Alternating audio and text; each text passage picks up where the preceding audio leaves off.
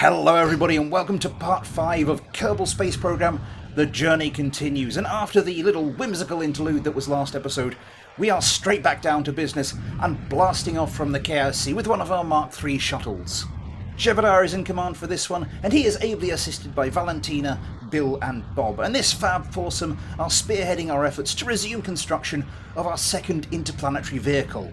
The launch is a little bit of a tricky one. We do start to pick up a lot of wobbling and what have you, and I have a bit of difficulty keeping on course, and well, this proved to be a bit of an omen of things to come. It was very late at night when I recorded this, and I think it would be fair to say I wasn't at my full game playing capabilities, as you'll see on a couple of occasions a bit later.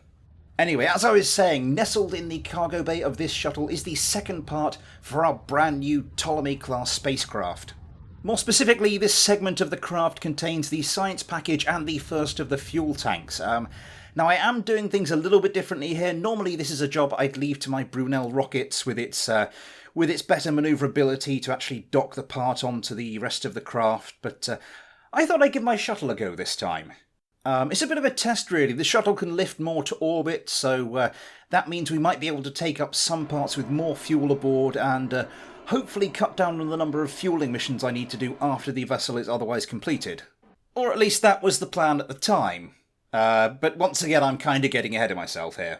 Back to the job at hand, and our Kerbals continue to make their way to the space station, and the signs that I probably should have been in bed by this point are already starting to accumulate. Just little things like going to do one manoeuvre and then realising that's not the manoeuvre I need to do, that's the manoeuvre after the next manoeuvre I need to do, and stuff like that. Or, just to give you another example, I completely missed the start of the burn for our rendezvous with the space station, and I have to fire up the RCS thrusters just to give us that extra kick so that we don't smash into the damn thing. We do arrive safely though, and everything's still in one piece, so now it's time to deploy our cargo. Now, this is a bit different from one of the Brunel launches in that if the docking goes wrong, there's not really an easy abort, so we need to get this right. So to that end, on the adapter that mates the shuttle to the payload, I've put a probe core, a battery and some reaction wheels just to hold it steady whilst we try and dock with it.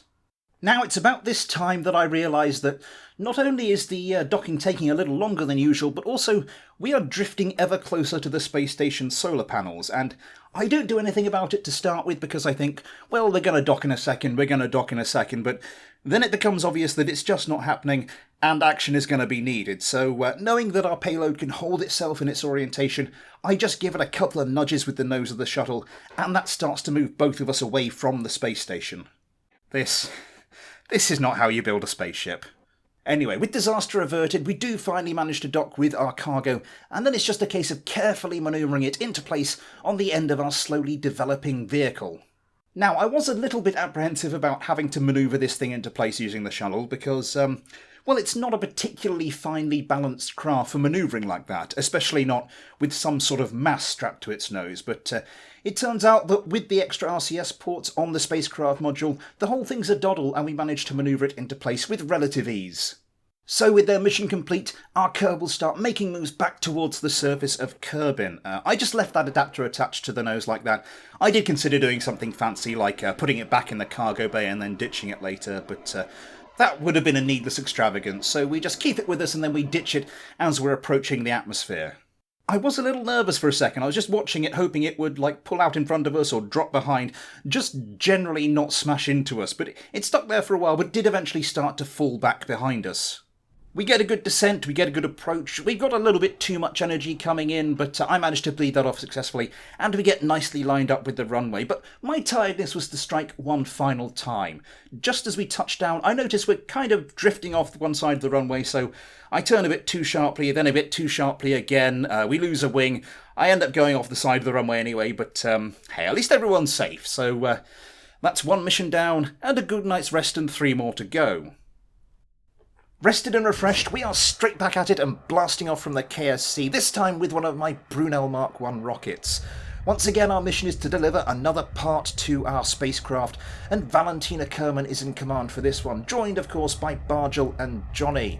Now, Bargel was the only one of my second-string crew that didn't take part in last episode's moon landing, so I wanted to get her something to do as soon as possible, and this seemed like a job that may call for her engineering expertise. Now, I had hoped to do this once again with my shuttle, but, well, it turns out that the part we're taking up, a fuel and utility module, is just too big for the shuttle's cargo bay, so I thought the simplest thing to do would just be to chuck it in a Brunel rocket and send it up, and if we need to do extra refuelling trips, we need to do extra refuelling trips.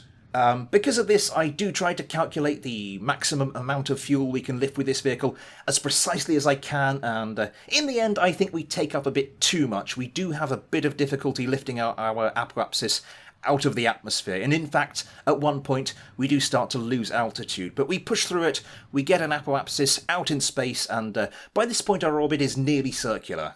Those minor trials and tribulations aside, once we're in space, we deploy our fairing, we detach our orbital vehicle, get it turned around, grab hold of our payload and pull it away from that final stage, and then it is time to start planning our manoeuvres.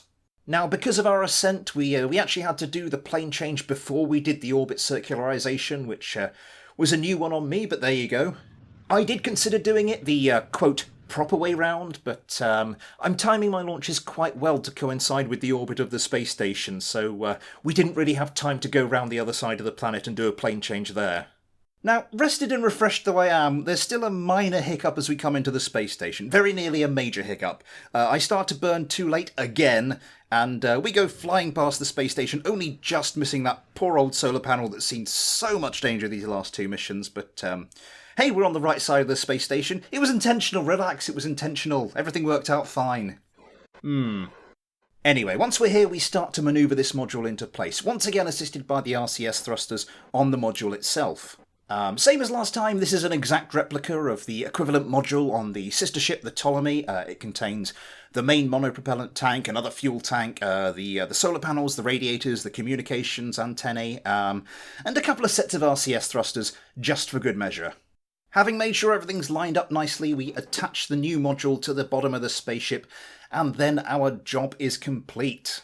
All that's left for Valentina, Bargel and Johnny to do now is to say farewell to the astronauts aboard the space station, detach themselves, and head for home. Now, as I mentioned in the last episode, one of the plus points of bringing down a command module, as opposed to bringing down a shuttle, is that I'm not that fussed where I land it. So we burn straight for re-entry. As we approach the atmosphere, we get rid of the various bits and pieces that have served their purpose, and then we slip gently into the atmosphere. I suppose at some point I really should start trying to get the command modules down as close as possible to the KSC, but well, I've only really just nailed down the shuttle landing, so, you know, one step at a time. Anyway, with an uneventful re-entry behind them, our Kerbals touch down on a lovely little bit of grassland, so I do hope they brought a picnic with them. But as for us, we've got no time to rest on our laurels. There is much more that needs to be done. So for the penultimate mission today, we are launching another one of my Brunel Mark 1s. In command for this one is our newest pilot, Tommel Kerman. He is being supervised by Kerdar Kerman, and Bill... Well, I think Bill just took a wrong turn in the assembly building, and now here he is, but, well, we're glad to have him along nonetheless. The Brunel is favoured over the Mark III shuttle for this one for the same reasons as last time. We just couldn't fit the payload into the shuttle, and we were agonisingly close to being able to fit it in. Agonisingly close, but the Brunel it is, and I'm sure we'll suffer no major inconvenience because of it.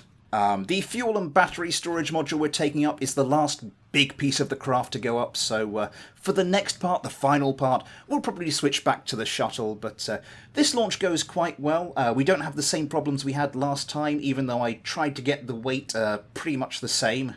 So it's not too long before we're in space, and we can begin our usual routine to get our payload ready to manoeuvre. So we deploy the fairing, we detach our orbital vehicle. You know the dance by now, we've gone over it enough times. One thing I have noticed in this version of KSP, as opposed to 1.4.5, is that I haven't had any near-miss dockings. You know, the ones which hilariously send your payload spinning off into space. Now, I'm not sure if that's a genuine change or it's just me being more cautious, but I think I have seen some of the dockings be a bit more resilient than they were in the version 1.4 and the like. Anyway, our manoeuvres go well, a bit more by the book this time, and it's not too long before we're arriving at the space station, ready to attach this second-to-last stage onto our brand new and as yet unnamed interplanetary vehicle. This module isn't an exact replica of the equivalent on the Ptolemy. I mean, it's near enough, but what I've done is attached a few more of those mini ladders to a couple of places, and that's just in case we want to attach anything to it using Kerbal Attachment System, in case we want to change the design slightly, or just in case of an emergency. It just gives us an extra option there. Also, I keep losing the sunlight whilst I'm docking. It's not a huge issue for gameplay, but I know it's not too good for you guys, so I'll try and work on that in the future. But regardless, we managed to get the module lined up nicely, we get it docked, and that is that. We get ourselves undocked, put a little bit of distance between ourselves and the space station, and then we begin our deorbit burn. We're just heading into the daylight for this one, and I want to keep that for the landing if I possibly can, so I put the periapsis quite low, and from here on in everything's pretty much the same. We get a lot lower, we ditch the stuff we don't need, and we head on into the atmosphere. Now, remember when I was saying that I'd like to set up a procedure whereby I can get the command module to land as close to the KSC as I possibly can? Well, it turns out that completely by fluke, I'm not far off with this one. I mean, we're a fair way past the island and you probably couldn't swim it, but I don't think that's bad. But anyway, our Kerbals splashed down in the ocean, and now there is only one mission left for them to perform. So for one final time this episode, we blast off from the KSC. This time Kerdard Kerman is at the controls, and she is joined by Bill, Bob and Jebediah. We make the switch back to the shuttle for this one. The payload does actually fit this time, plus it's a slightly better fit for the mission profile. And on board we have the final module for our second interplanetary vehicle. It won't be the last part we take up for that interplanetary vehicle. Much like the Ptolemy has the lander vehicle attached to it, we'll also be taking up a mission-specific vehicle for when this one heads off to Eve. The module in question for this mission is the engine block for our new vehicle. It also contains a fuel and oxidizer tank. It's identical, basically, to the one we attached to the Ptolemy in the second video of this series. So if you want to know more, by all means head on over there. Our ascent goes pretty well. We do pick up a little bit of wobbling, but not quite as much as we had with the last shuttle launch. I'm not quite sure what's causing that, but I really should try and track that down and fix it. But regardless, before too long, we find ourselves in low Kerbin orbit. From here, once again, we start planning our journey to the space station, and as per usual on the space shuttle, switching back and forth between our primary and secondary engines, just to burn off a little bit of that excess monopropellant, and also to try and preserve as much of the main fuel as we possibly can. It's been a bit of a routine episode this week. I really wanted to get this vehicle finished, get it done, just so I wasn't scrabbling around to do it as the launch window actually approached. Obviously, before that launch window approaches, we've got a couple of other things to do. Our probe to Moho will be arriving well before that, and we've also got, as I mentioned, the Eve mission vehicle to deliver. Anyway, back to the here and now, and our shuttle is ready to begin its approach to the space station, and after the little mishaps of the first two missions, I'm pretty desperate to avoid anything going wrong here. I start the burn on time, and I even fire up the RCS thrusters about halfway through, give us a little extra kick, just to make sure nothing's going to go wrong, and indeed it doesn't, and we arrive safely at the Aristotle.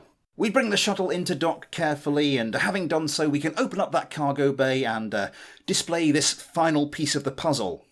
Just before we start moving it into place, I drain all of the fuel out of the tank and put it into the shuttle's tanks, just to make it as light as possible, make it as easy to manoeuvre as possible, and for this one we're going to be using the space tugs that are attached to the space station. We attach one of them and use that to drag this engine block out of the cargo bay. Then we reorientate it, attach the other tug, and we are ready to manoeuvre this into place. We carefully manoeuvre the part down to the bottom of our new vehicle. I've done quite a good job of lining everything up so far this episode, so I take extra special care to make sure that this last part is no exception. With that new module safely attached, we redock our space tugs, we transfer the fuel back out of our shuttle's main tanks, and that is mission accomplished for this episode. All that's left for us to do is to get our Kerbals home and to hope the landing's a little bit better than it was the last time around. Everything goes well with the descent, we get ourselves lined up, and we do bounce a bit on the landing, but other than that it's an improvement, so I think I'll take it.